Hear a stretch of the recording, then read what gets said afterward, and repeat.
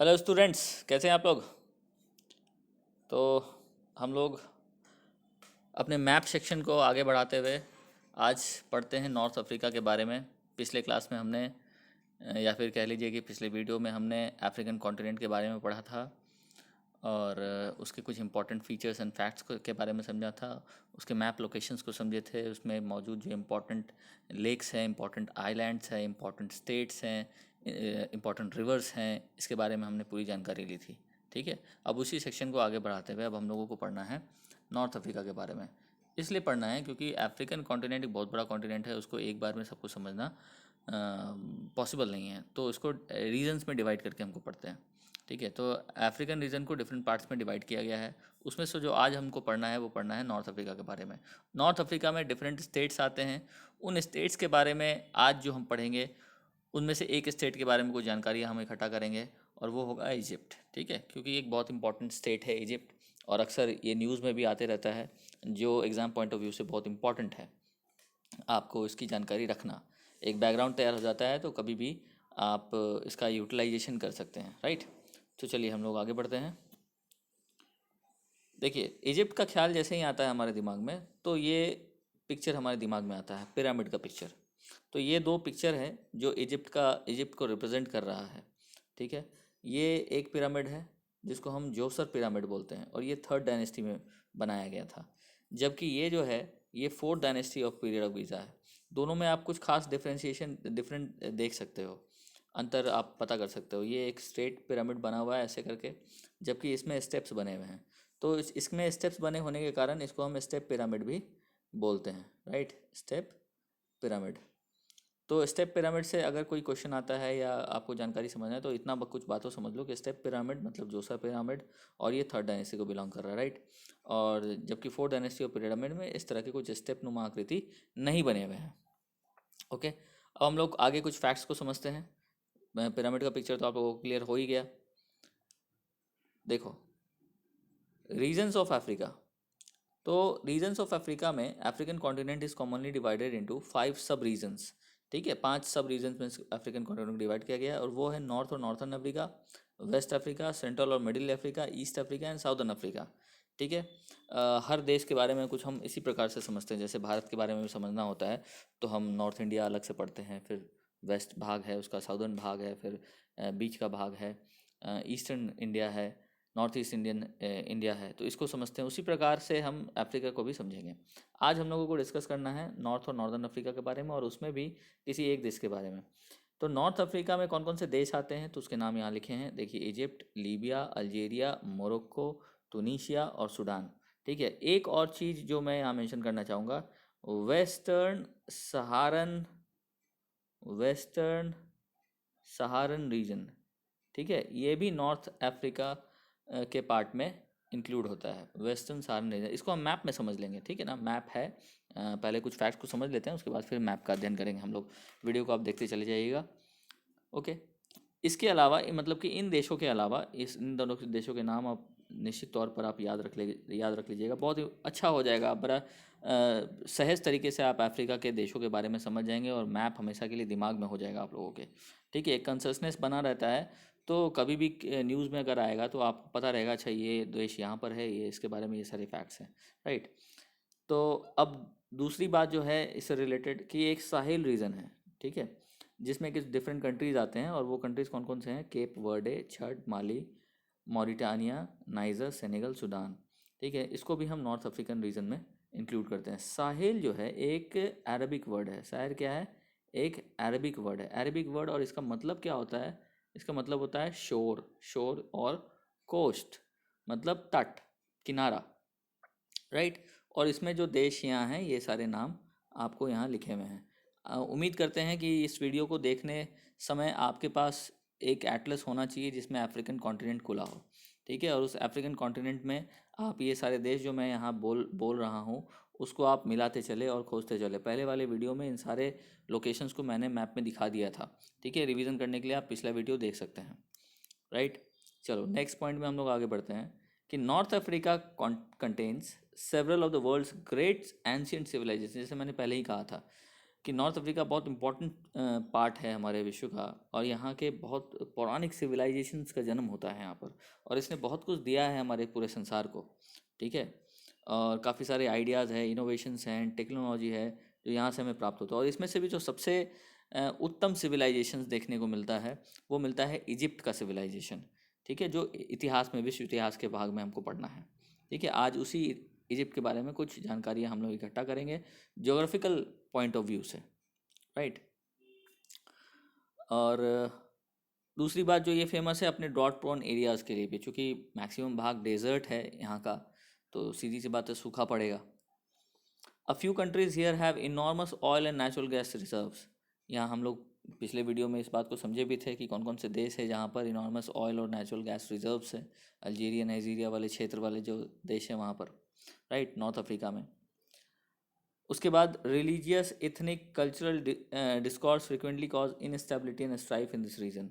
और यहाँ पर काफ़ी ज़्यादा रिलीजियस मामलों में, एथनिक मामलों में और कल्चरल डिस्कॉर्ड लोगों के बीच में बना रहता है, जो काफ़ी ज़्यादा इनस्टेबिलिटी इस क्षेत्र में जिसके कारण रहता है। ठीक है, और हम पिछली बात समझे भी थे कि about 40% of the people in African continent are what, they belong to tribal regions.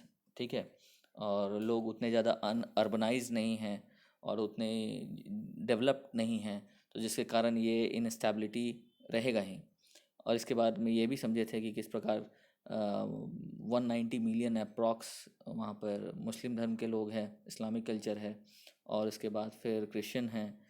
तो इस चीज़ को भी लेकर के आपस में लोगों का थोड़ा सा डिस्कॉर्ड बना रहता है कि जहाँ पर इतनी ज़्यादा वैरायटी ऑफ पॉपुलेशन है और जो खास करके शिक्षित भी नहीं है, तो चीज़ें कहीं ना कहीं जा कर के प्रॉब्लम क्रिएट करेंगी, राइट। तो ओके, हम लोग आगे बढ़ते हैं नेक्स्ट स्लाइड में। इजिप्ट के बारे में समझते हैं कि Egypt, it is a country situated mainly in the north east corner. North east corner मतलब ये अगर मैप का भाग है तो इस कॉर्नर में, अफ्रीकन कॉन्टिनेंट का इस भाग में इजिप्ट यहाँ कहीं पर है, राइट। अगर आपके पास एटलस मौजूद है तो उसको आप एटलस में देख सकते हैं। North east corner of the African continent, bordering Mediterranean sea. पिछले क्लास में हमने देखा था कि अफ्रीकन कॉन्टिनेंट के ऊपर वाले सेक्शन में यहाँ पर मेडिटेरेनियन सी था, ठीक है ना। Bordering the Mediterranean Sea in the north, Gulf of Suez, the Gulf of Aqaba and the Red Sea in the east. African continent के इस साइड में हमारा रेड सी है, सुएज कनाल है, गल्फ ऑफ सुएज है, अकाबा है इस तरफ, ठीक है। और ये सब ईस्ट भाग में, ईस्टर्न पार्ट में है। इसके अलावा the eastern portion of Egypt, the Sinai peninsula is situated in the western Asia. ये सिनाई पेनिनसुला क्या है इसको हम लोग आगे वाले स्लाइड्स में पढ़ लेंगे, ठीक है। ये इजिप्ट का ही भाग है, इसके ऊपर जो ओनरशिप है वो इजिप्ट का ही है, राइट। लेकिन ये वेस्टर्न एशिया का भी भाग है, लेकिन फिर भी इजिप्ट के अंतर्गत आता है। Countries with international borders to Egypt are occupied by Palestinian territory of Gaza strip. Gaza का नाम बड़ा फेमस है, सुनते ही होंगे। इज़राइल, लीबिया, सूडान, ठीक है। And Egypt shares maritime borders with Cyprus, Greece, Jordan, Saudi Arabia and Turkey, right. ये सारे जो देश है ये इसके इंटरनेशनल बॉर्डर्स हैं, राइट। मैप में अगर आप देख सकते हैं तो देखते रहिए, हम आगे वाले स्लाइड्स में मैप को समझाएंगे। लेकिन इन सारे कंट्रीज़ के नाम आप नोट करते चलिए कि किनके साथ इसका इंटरनेशनल बॉर्डर है, राइट। अब मॉडर्न इजिप्ट की बात करें तो modern Egypt became independent in 1922। किससे? तो ब्रिटेन से। और फिर 1958 से लेकर 1961 तक ये सीरिया के साथ यूनाइटेड था और यूनाइटेड अरब रिपब्लिक कहलाता था, ठीक है। 1922 में ये इंडिपेंडेंट होता है ब्रिटेन से, और 58 से लेकर 61 तक ये सीरिया के साथ यूनाइटेड था और इसको यूनाइटेड अरब रिपब्लिक बोलते थे। अब जो है इसका नाम अरब रिपब्लिक ऑफ इजिप्ट है, right. Arab Republic of Egypt इसका ऑफिशियल नेम है। और ये लगभग 1 मिलियन स्क्वायर किलोमीटर कवर करता है एरिया में। और इसकी साइज़ को भी देख सकते हैं हम, it is almost twice the size of France, और more than twice the size of US state of California. ये फ्रांस के एरिया के साइज क्षेत्रफल के से दोगुना है। और कैलिफोर्निया स्टेट जो यूएस का स्टेट है उसके भी साइज से क्षेत्रफल की दृष्टि से दोगुने से भी बड़ा साइज का है ये, राइट। तो इतने पॉइंट्स उम्मीद है आप लोगों को समझ में आया होगा। नेक्स्ट स्लाइड में हम लोग आगे बढ़ते हैं। Egypt is the most populous Arab country. Egypt is the most populous Arab country as it is a member of the Arab league. ये अरब लीग का एक मेंबर है, ठीक है ना। अरब कंट्री का सबसे पॉपुलस देश है ये, और अरब लीग का ये मेंबर है। अरब लीग क्या है? तो Arab league is an intergovernmental organization, an IGO, a voluntary association of independent African and Middle East countries, ठीक है ना, whose peoples are mainly Arabic speaking। तो ये अरब लीग क्या हो गया आपको? तो यह एक इंटर गवर्नमेंटल ऑर्गेनाइजेशन है जो इंडिपेंडेंट अफ्रीकन और मिडिल ईस्ट कंट्रीज़ से मिल कर के बना है, के सदस्यों से मिल कर के बना है, और इसके जो लोग हैं वो मुख्यतः अरबिक स्पीकिंग लोग हैं, राइट। इसका जो मुख्य पर्पस है अरब लीग का ये है कि strengthen ties among member states, मतलब कि जो मेंबर स्टेट्स हैं उनके बीच में समझौते मजबूत हों, एक दूसरे के पॉलिसीज़ में वे कोऑर्डिनेट करें और अपने अपने कॉमन इंटरेस्ट को प्रमोट करें। ये मुख्य उद्देश्य है, ताकि सब कुछ बहुत अच्छे से एक ऑर्गेनाइज वे में चल सके, राइट। अब इस लीग का जो फॉर्मेशन हुआ, that was founded in Cairo in 1945 by Egypt, Iraq, Jordan and Yemen, ठीक है ना। लीग कब बना? 1945 में बना। कहाँ बना? कायरो में बना। किनके किनके द्वारा बना? तो इजिप्ट, इराक, जॉर्डन और येमेन के द्वारा। ये सारे नाम आप प्लीज़ नोट कर लेंगे, ठीक है, बहुत इंपॉर्टेंट है, क्वेश्चन पूछा जा सकता है। नेक्स्ट है, Egypt's membership was suspended in 1979। Egypt के मेंबरशिप को 1979 में सस्पेंड कर दिया था। कब? जब इसने इज़राइल के साथ एक ट्रीटी साइन किया था, एक पीस ट्रीटी साइन किया था, और इसका हेडक्वार्टर जो था वो कायरो से रिमूव करके तुनिसिया में ले आया गया था, ठीक है। 1979 में इजिप्ट के मेंबरशिप को समाप्त करके, क्यों? क्योंकि उसने इज़राइल के साथ एक पीस ट्रीटी साइन किया था। उसके हेडक्वार्टर्स को कायरो से उठा करके तुनिसिया में ले आया गया था। लेकिन 1987 में Arab leaders decided to renew diplomatic ties with Egypt and Egypt was readmitted to the league in 1989 and the league's headquarters was moved back to Cairo, ठीक है। और लीग के हेडक्वार्टर को वापस कायरो ले आ गया। कब? तो 1989 में, मतलब 1979 में ये बाहर हुआ और 1989 में ये फिर से वापस आ जाता है। कहाँ से? अरब लीग से। ओके, इतनी बातें समझ गए होंगे। चलिए अब हम लोग नेक्स्ट स्लाइड में आगे बढ़ते हैं। देखिए, Egypt is well known as one of the oldest centres of human civilization. ये बात हमने पहले भी पढ़ा, और इसलिए इजिप्ट पढ़ाने का एक मकसद भी है, सो दैट कि आप इजिप्ट से के कुछ फैक्ट्स से वाकिफ़ हो जाएं, क्योंकि एक बहुत इंपॉर्टेंट देश रहा है हमारे विश्व का, क्योंकि यहाँ पे बहुत ओल्डेस्ट सिविलाइजेशंस यहाँ से उभर के निकले हैं, और सिविलाइजेशंस ने हमारे विश्व को बहुत कुछ दिया है, बहुत कुछ सीखने समझने को मिला है यहाँ से, ठीक है। और इस टोटल भाग को हमको इतिहास में पढ़ना है, ठीक है। इसका भी एक सीरीज़ बनाएंगे विश्व इतिहास का, जिसमें अलग अलग देशों के इतिहासों को समझेंगे, उसके कल्चर्स को समझेंगे, उसके ट्रेडिशंस को समझेंगे, राइट है। The Greek historian and geographer Herodotus, नाम बड़ा प्रचलित है, described Egypt as the gift of Nile in the 5th century BC। Nile river के बारे में हमने देखा था ना, Nile is the longest river African continent में, ठीक है ना। और इजिप्ट के एकदम बीचों बीच ये जो रिवर है ये बह रहा होता है। ये इस तरफ वेस्टर्न डेजर्ट आता है, इस तरफ ईस्टर्न डेजर्ट आता है, और ये बीच से नाइल नदी बहती है। तो और हम भी ये भी जानते हैं कि कोई भी सभ्यता नदियों के तट पे ही बसती है, नदियों के तट पे ही बसी है, कभी भी जब भी इतिहास में सभ्यता बसी तो किसी न किसी नदियों के तट पे बसी, और नाइल इतनी बड़ी इतनी लंबी नदी थी, तो सीधी सी बात है यहाँ की सिविलाइजेशंस यहाँ पर बसी होगी और काफ़ी अच्छी सिविलाइजेशन बसी होगी। That is why Egypt is called as the gift of Nile, क्योंकि वो मैक्सिमम भाग इसका डेजर्टेड है और बीच में एक नाइल नदी बह रही है जिसके किनारे किनारे सभ्यता बसती है। और आज भी यही हाल है, जिसका मोस्ट पॉपुलेट रीजन है इसका, वो इसी नदी के किनारे बसा है जहाँ पर मैक्सिमम जनसंख्या रहती है इसकी। Okay, and it is also known as the water oasis as the waterless desert borders this lush green ribbon। ये लस ग्रीन रिबन है, मतलब कि ग्रीन रिबन के जैसा दिखता है। इस तरफ इसके वेस्टर्न भाग में ये पूरा पूरा पूरा डेजर्ट है, ठीक है। और ये पूरा क्षेत्र जो है, जो नाइल रिवर का क्षेत्र है, ये ग्रीन दिखता है, ठीक है। तो इसलिए इसको रिबन क्षेत्र बोलते हैं, ग्रीन रिबन क्षेत्र बोलते हैं, लस ग्रीन, क्योंकि नदी है, मॉइस्चर होगा, प्लांट्स होंगे, ठीक है। तो थोड़ा हरा भरा क्षेत्र है यहाँ पर, तो मैक्सिमम कल्टीवेशन भी इधर ही होती है और मैक्सिमम जनसंख्या भी इधर ही के आसपास रहती है। ये डेजर्टेड है, ये डेजर्टेड है। मैप में इसको हम लोग अगले स्लाइड्स में पढ़ेंगे। पहले फैक्ट्स पढ़ लेते हैं, फिर मैप में हम लोग अच्छे से पढ़ेंगे, मैप को देखेंगे। अब Nile valley looks like green ribbon winding through the desert. जब सैटेलाइट से देखते हैं तो नाइल वैली एक ग्रीन रिबन जैसा दिखता है, दो डेजर्ट के बीच में एक रिबन जैसा दिखता है।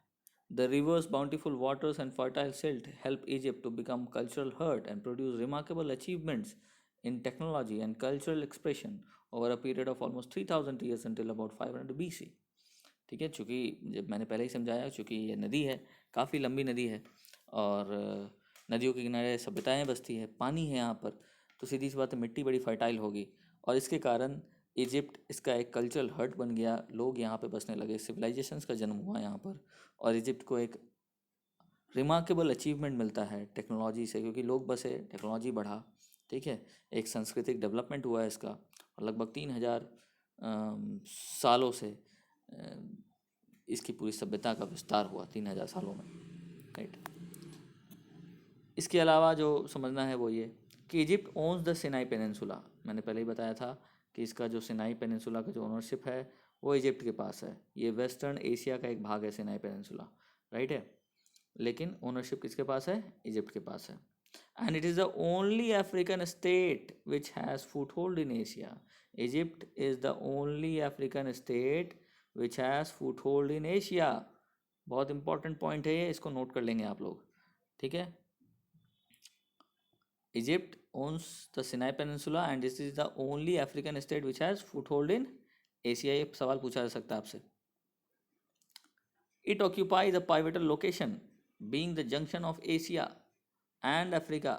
ठीक है, बड़ा इंपॉर्टेंट लोकेशन ये होल्ड करता है। क्यों? क्योंकि ये जंक्शन का काम करता है, किसके बीच में? एशिया और अफ्रीका के बीच में। It control Suez canal. Suez canal क्या है? That is a vital link between the Indian ocean and Atlantic ocean through Mediterranean sea. Suez canal का बहुत इम्पोर्टेंस है इसका, ठीक है। ये एक तरह का लिंक है इंडियन ओशन और अटलांटिक ओशन के बीच में, मेडिटेरेनियन सी के माध्यम से। पहले जो रूट्स हुआ करती थी वो पूरा अफ्रीकन कॉन्टिनेंट होते हुए, अटलांटिक ओशन होते हुए ऐसे करके जाता था इंडियन ओशन में। लेकिन ये स्वेज कनाल के आने से यहाँ पर ये अरब स्टेट्स हैं, ठीक है, ये अब इंडियन ओशन से ऐसे स्वेज कनाल के माध्यम से निकलता है और यहाँ पर मेडिटेरेनियन सी है यहाँ कहीं आसपास में। मैं रफ डायग्राम बना रहा हूँ, मैप में इसको बढ़िया से समझेंगे, और यहाँ पे जोड़ता है और इसके बाद फिर ये वापस अटलांटिक ओशन में आता है। तो ये काफ़ी शॉर्ट माध्यम प्रोवाइड करता है, ट्रेड को बड़ा आसान बना देता है, कम्युनिकेशन एंड ट्रांसपोर्टेशन को बहुत आसान बना देता है। किसके? कौन? तो दिस स्वेज कनाल। इसके बारे में अलग से वीडियो बनाएंगे और स्वेज कनाल के पूरे डिटेल्स को हम लोग समझेंगे, ठीक है। चलिए, तो इतना क्लियर है बात, उम्मीद करते हैं समझ में आया होगा। आप लोग सभी कोई वीडियो बार बार देखेंगे और इसको सारे पॉइंट्स को नोट करते चलेंगे, ठीक है। नेक्स्ट हम लोग मूव करते हैं। The country's population is concentrated along the alluvial plains of the Nile valley. जैसे मैंने पहले कहा था कि इस देश का जो पॉपुलेशन है ये कॉन्सनट्रेटेड कहाँ पर है? तो नाइल वैली के एल्यूवियल प्लेन्स के आसपास, एंड डेल्टा एंड अलॉन्ग इस coast, and only about 3% of the territory is inhabited. मात्र 3% इस टेरिटरी का इनहैबिटेड है, ठीक है। And the greater part of the Egypt is what, it is a desert, ठीक है। It records high temperatures in summer season, the hot winds, the hot winds locally known as khamsin, ठीक है, इसको note कर लीजिएगा। The hot winds locally known as khamsin blow in Egypt from west between March and July. जैसे कि हमारे देश में नॉर्थ इंडिया में जून के महीने में, मई और जून के महीने में लू बहता है, लू हवाओं का नाम है, इसको लोकल विंड बोलते हैं। उसी प्रकार इजिप्ट में मार्च और जुलाई के महीनों के बीच खामसिन हवाएं बहती है, जो गर्म हवाएं होती है। एक गर्म हवाएं का नाम है, लोकल नाम है, कहाँ, तो इजिप्ट में। इसको नोट कर लीजिएगा, ठीक है। Rainfall is less than 20 centimeter over greater parts of the Egypt. The rainfall occurs only during the winter season, ठीक है, रेनफॉल सिर्फ विंटर सीजन के वक्त होता है। Egypt has a population of approx 92.4 million 2017 के अकॉर्डिंग, ठीक है। Cairo is the capital and the largest city.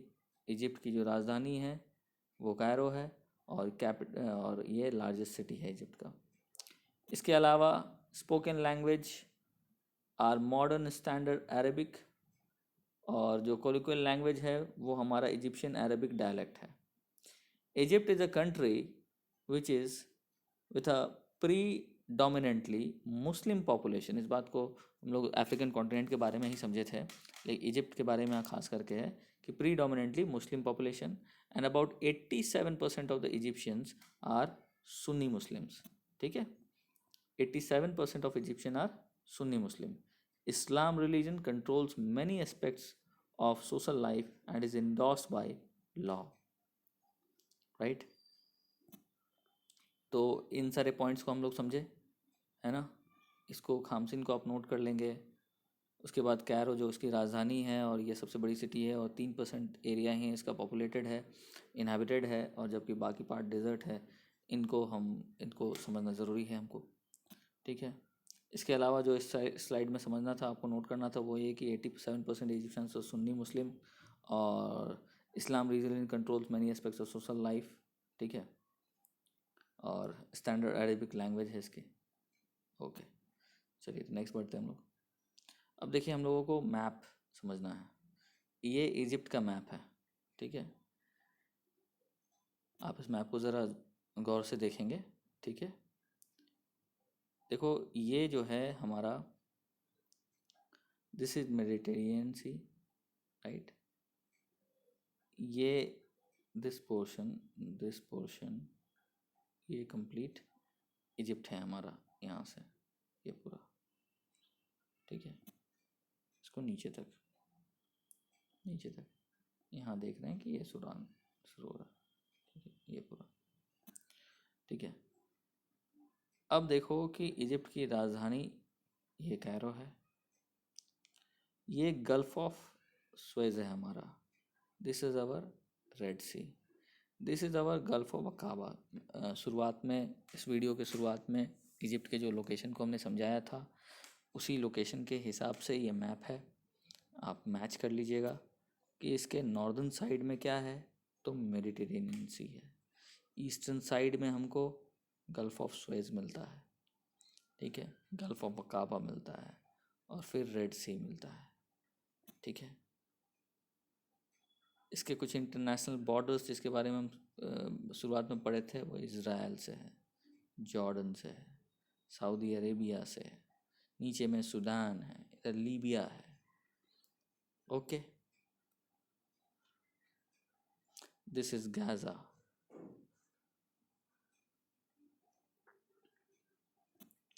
और ये सिनाई प्रदेश इसका, ये देखो, this is peninsula. Peninsula means surrounded on 3 sides by water. इधर पानी, इधर पानी, इधर पानी, ठीक है। ये मैप बढ़िया से देख लिया आप लोग। उसके बाद देख रहे हैं जो इम्पोर्टेंट एक बात और यहाँ पे नोट करना है इस मैप में, वो ये है कि this is your Nile river. ये देखो, ये नाइल रिवर है बीचों बीच, जैसे कि हमने पहले समझाया आप लोगों को। इधर वेस्टर्न डेजर्ट है, इधर ये ईस्टर्न डेजर्ट का पार्ट है, ये बीच में ये जो स्ट्रिप है, ये नाइल रिवर का, नाइल बेसिन का स्ट्रिप है। ठीक है, ये पूरा देखो नीचे तक आ रहा है, दिस नाइल रिवर रिटर्न हो रही है। This is over here आसवान dam, हम लोग पिछले वीडियो में आसवान डैम के बारे में पढ़ा था, राइट। तो इस मैप को हम उम्मीद कर रहे हैं कि आप लोग समझ गए होंगे। अपने एटलस में ज़रूर देखिएगा इस चीज़ को। नेक्स्ट स्लाइड में मूव करते हैं हम लोग। नेक्स्ट स्लाइड है हमारा इजिप्ट और उससे जुड़ा जो हमारा सिनाई पेनिनसुला है। This is Egypt and this is Sinai peninsula, ठीक है। ये gulf of अकाबा, gulf of Suez, ठीक है। This is Suez canal over here and this is what you should call it Sinai, ठीक है। ये देखो इजिप्ट यहाँ, इजिप्ट यहाँ, सिनाई इसका। ये वेस्टर्न एशिया का पार्ट है, वेस्टर्न एशिया का पार्ट है, लेकिन इजिप्ट इसका ओनरशिप है and the only state of the Africa, ठीक है, जिसका एक्सटेंशन एशिया तक है, राइट। तो इस मैप को आप ज़रा गौर से देख लें, फिर से याद हो जाना चाहिए। बहुत बार हम लोगों ने मैप के सेम मैप की चर्चा कर रखी है। अफ्रीका मैप के बारे में हमने पढ़ा था और उसमें भी कई सारे इसी तरह के मैप हमने बताने की कोशिश किया था। इसमें भी सेम चीज़ें हैं, ठीक है। तो इसको आप गौर से देखें, समझें चीज़ों को, ठीक है, और याद करने का प्रयास करें, याद हो जाना चाहिए। हम लोग नेक्स्ट स्लाइड में मूव करते हैं। ये देखिए, ये जो नॉर्थ अफ्रीका के रीजन्स हैं जिन देश के बारे में हमने पढ़ा था, वो सारे कंट्री इधर देखो। वेस्टर्न सहारा है, मोरक्को है, अल्जीरिया है, Libya, income this Tunisia, this is Tunisia, this Egypt जिसके बारे में हम लोग पढ़ रहे हैं, ये इसका सिनाई प्रदेश का क्षेत्र है, ठीक है, और ये सूडान है हमारा। तो इतने देशों के बारे में हमको नॉर्थ अफ्रीकन स्टेट्स के बारे में पढ़ना है, ठीक है। ये नॉर्थ अफ्रीकन स्टेट्स है, तो याद होना चाहिए आप लोगों को। उम्मीद करते हैं इस ईयर वाइज आप याद कर लेंगे इसको। वेस्टर्न सहारा वेस्ट से शुरू हो रहा है, Morocco, Algeria, Tunisia, Libya, Egypt and Sudan, और ये इसका सिनाई प्रदेश, this one, this peninsular part, right, ठीक है। नेक्स्ट स्लाइड में मूव कर रहे हैं।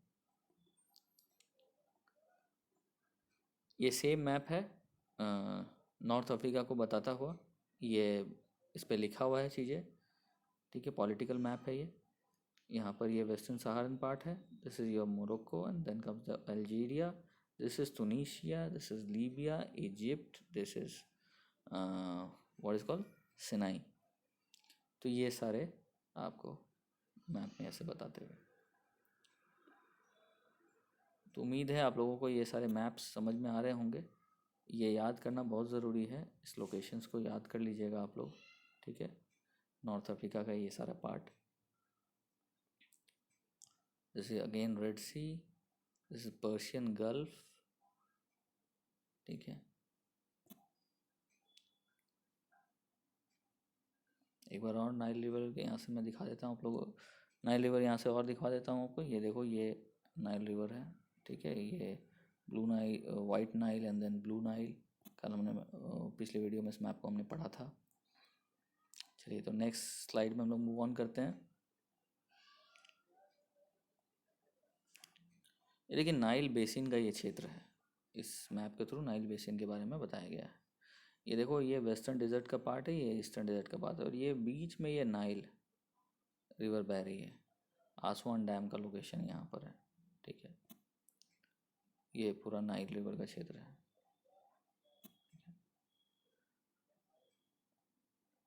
This is your Nile river going down and down, this is white Nile again, this is blue Nile, ठीक है।